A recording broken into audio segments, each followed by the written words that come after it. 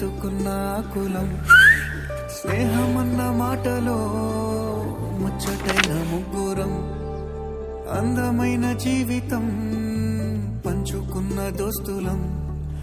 బాధలెన్ని చేరినా బెదిరిపోని మిత్రులం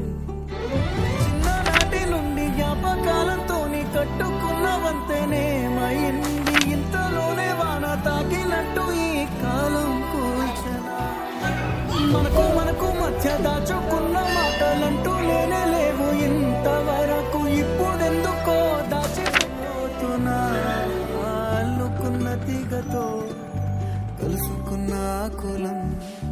స్నేహమన్న మాటలో ముచ్చటైన ముగ్గురు